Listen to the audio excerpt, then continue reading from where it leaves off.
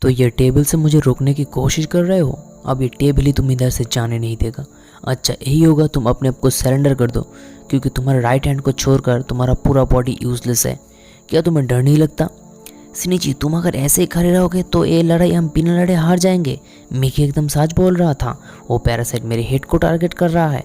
तभी mister A अपने body का ब्लेड को स्विंग करता है और सिनिची के हेड को टारगेट करता है और बीच में मिकी और मिस्टर ए के साथ लड़ाई हो जाता है। सिनिची बहुत ज़्यादा डर जाता है। नहीं, मुझे अपने डर को कंट्रोल करना होगा, मैं और नहीं डरूंगा। पर मैं ये सब करूँगा कैसे? मुझे तो वो ब्लेड भी नहीं दिख रहा है। अगर हमें ये फाइट को जीतना है तो हमें एक ट्रिक को यूज़ करना पड़ेगा। ट्रिक? कौन सी ट्रिक मिकी? मिस्टर ए को उनके अपने जाल में फंसाना होगा। पर वो सब कैसे पॉसिबल है मिकी? मैं और मिस्टर ए जब आपस में फाइट करेंगे, मिस्टर ए को लगेगा कि मैं सिर्फ उनके साथ फाइट कर रहा हूँ, बट रियलिटी में मैं तुम्हें प्रोटेक्ट करूँगा। और इसी ट्रिक को फॉलो करते हुए तुम अपने वेपन से मिस्टर ए को अटैक करोगे। मैं? हाँ तुम, वरना हम ये फाइट कभी नहीं जीत सकते। मिस्टर ए और मिकी जैसे जैसे आपस में फाइट कर रहे होते हैं, सिनिची धीरे धीरे आगे बढ़ रहे होते हैं और चांस मिलते ही मिस्टर ए को अटैक करते हैं। ये हमने कर दिखाया। इतना ज़्यादा ब्लड लॉस मिस्टर ए को अब ख़त्म कर देगा। आखिर एक ह्यूमन मुझे मार कैसे सकता है? इतना ज़्यादा ब्लड लॉस्ट होता हुआ देखकर मिस्टर ए बहुत ज़्यादा डर जाता है और किसी तरह अपने ब्लड को रोकने की पूरी कोशिश करता है। मिस्टर ए इधर से भागने की कोशिश कर रहे होते हैं। तभी मिकी बोलता है हमें उससे फॉलो करना होगा, हम उसे ऐसे ही जाने नहीं दे सकते, हमें उसे ख़त्म कर देना होगा। नहीं, हम ये काम बिल्कुल नहीं करेंगे। मैं अगर ऐसा कर दिया तो सब मुझे मार डालकर बुलाएंगे। मिस्टर ए उधर से जा रहे होते हैं। आज मैं मरने वाला हूँ सिर्फ और सिर्फ एक ह्यूमन की वजह से। मुझे जल्द से जल्द अपने बॉडी को रिलोकेट करना होगा। तभी मिस्टर ए बोलते हैं हाँ रियोको। स्कूल के सभी स्टूडेंट्स बाहर खड़े रहे होते हैं। पुलिस भी वहाँ पर पहुँच जाता है। अब मिस्टर ए रियोको को ढूंढते ढूंढते सेंस कर पा रहे होते हैं कि वो सिर्फ और सिर्फ 5 मीटर दूरी पर ही है। मिस्टर ए जैसे ही काउंसिलर का ऑफिस खोलता है, वो देखता है कि गैस सिलेंडर खुला हुआ है। मिस्टर ए रियोको को देखता है, रियोको मिस्टर ए को देखती है और नीचे कूद जाता है।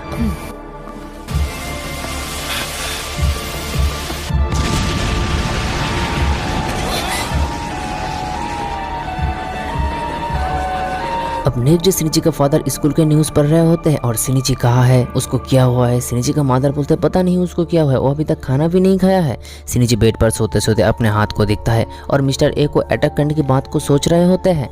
कुछ दिन बाद सब कुछ नॉर्मल हो जाता है। सिनिची भी सोचने लगता है लोग कितने आसानी से सब कुछ भूल जाता है।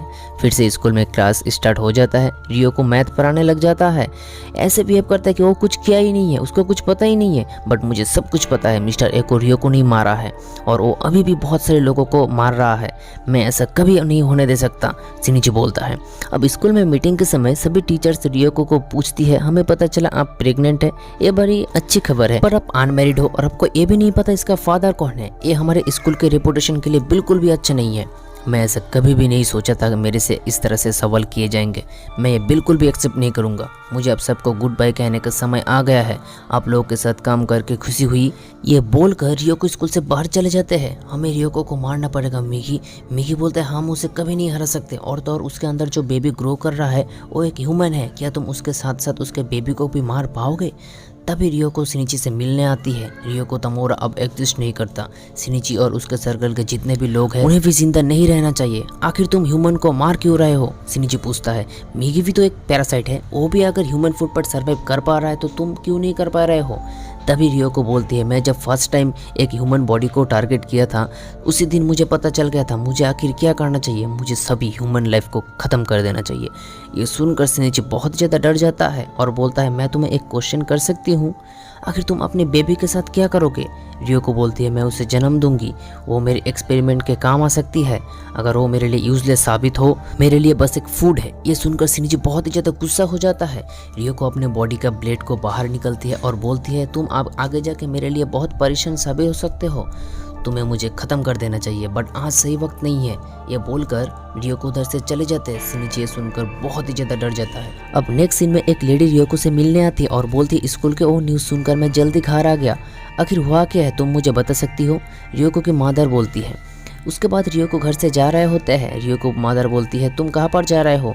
तुम मेरी तरफ देखो। रियोको लेडी की तरफ देखती है और लेडी बोलने लगती है कौन हो तुम? रियोको कहाँ है? तुमने मेरे रियोको के साथ क्या किया है? कुछ तो गड़बड़ है। लेडी बहुत ही ज़्यादा डर जाता है और पुलिस को कॉल करने जाती है। तभी रियोको बड़ी आसानी से उस लेडी को ख़त्म कर देता है।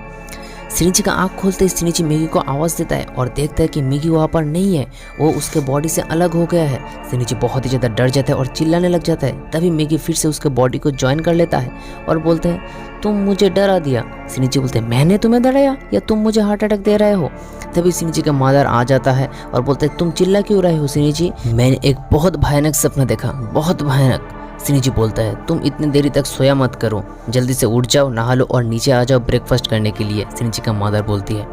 अब सिनिची ब्रेकफास्ट करने नीचे चला जाता है और उसके फादर बोलते हैं फाइनली उन्हें ऑफिस से छुट्टी मिली है और वो सिनिची के मॉम के साथ ओकेशन पर जाना चाहती है। मुझे लगता है ये बहुत रिस्की है। क्यों? मीन्स मिड मर्डर के लिए? वो तो अब खत्म हो चुका है, वो तो अब हो नहीं रहा है, सिनिची का फादर बोलता है। पर किलर अभी तक पकड़ा नहीं गया है तो यहाँ पर जाना बहुत ही रिस्की है, सिनिची बोलता है। आखिर तुम क्या ना क्या चाहते हो, तुम्हें क्या हुआ है? कुछ दिनों से देख रहे हो तुम बहुत परेशान चल रहे हो, कोई प्रॉब्लम है तो हमें बता सकती हो, ज़रूरत पड़े तो हम हमारा प्लान को कैंसिल कर देंगे। नहीं नहीं ऐसी कोई बात नहीं है, ये बोलकर सिनिची उधर से चले जाते हैं। उसके बाद सिनिची स्कूल जाते समय सोच रहा होता है वो अगर उसके पेरेंट्स को सब कुछ सच बता देगा तो मिगी क्या करेगा। मिगी मुझे नहीं मार रहा है क्योंकि मैं उसके लाइफलाइन हूँ, बट मेरे पेरेंट्स से उसका कोई लेना देना नहीं है। वो कुछ भी नहीं सोचेगा, बिना सोचे उन लोगों को मार देगा क्योंकि वो भी एक पैरासाइट है, वो बाकी जैसा ही है, वो बिल्कुल भी अलग नहीं है। सिनिची हमसे कुछ छुपा रहा है, सिनिची का मॉम बोलती है। हाँ ऐसा हो सकता है। सिनिची का मादर एक प्लेट लेते हैं और उसको देखती है, शायद उस प्लेट वाली बातों से सिनिची गिल्ट फील कर रहा है। सिनिची का फादर बोलता है पर वो तो बहुत पुरानी बात है। मॉम मुझे एक सिल्वर प्लेट मिल सकता है, मेरे स्कूल में साइंस एक्सपेरिमेंट है। ऑफ कोर्स प्लेट अलमीरा के ऊपर है, जाके ले लो। सिनिची प्लेट्स लेने के लिए एक टूल्स के ऊपर चढ़ते हैं पर टूल अचानक से अनबैलेंस हो जाता है और गिर जाता है। स्केल्फ में रखी हुई कड़ी सिनिची के ऊपर गिर रहे होते तभी नोबुको अपने हाथ को आगे करती है और सिनिची को वहाँ से बचा लेता है और ये रियलाइज करते कि उनके हाथ बुरी तरीके से जल चुका है। अब नेक्स्ट सीन में सिनिची गन के पिक्चर स्क्रॉल कर रहे होते हैं और बोलता है क्या मुझे अपने पेरेंट्स को ओकेशन पर जाने देना चाहिए मिगी। मिगी बोलता है पैरासाइट अनबर्न लोकेशन को ज़्यादा टारगेट करता है क्योंकि वहाँ पर लोग ज़्यादा रहते हैं। अगर तुम्हारे पेरेंट्स कंट्री साइड वेकेशन मनाने जाएंगे तो वहाँ पर ज़्यादा सेफ रहेंगे कंपैरेटिवली यहाँ रहने के। शायद तुम सही कह रहे हो मिगी, सिनिची बोलता है। तभी नोबुको सिनिची के रूम में एंटर करते हैं। सिनिची बहुत ही ज़्यादा डर जाता है और अपने हाथ को पीछे छुपा लेता है। क्या तुम किसी के साथ बात कर रहे थे? नहीं मैं बस अपने आप में बात कर रहा था। मॉम बताओ तुम्हें क्या चाहिए? मैं तो बस डिनर के लिए पूछने आई थी। ओके मैं बस थोड़ी देर में नीचे आता हूँ और नेक्स्ट टाइम जब मेरे रूम में एंटर करोगे तो प्लीज़ एक बार नॉक करके आना, क्या मुझे थोड़ी सी भी प्राइवेसी नहीं मिलेगा? ओके सिनिची, ये कहकर उसके मॉम नीचे चले जाते हैं। अब सिनिची नीचे आता है डिनर के लिए। उसके पेरेंट्स को बोलता है मैं आप लोगों को सुबह वेकेशन पर जाने के लिए मना कर रहा था, शायद मैं गलत था, आप लोगों को जरूर वेकेशन पर जाना चाहिए।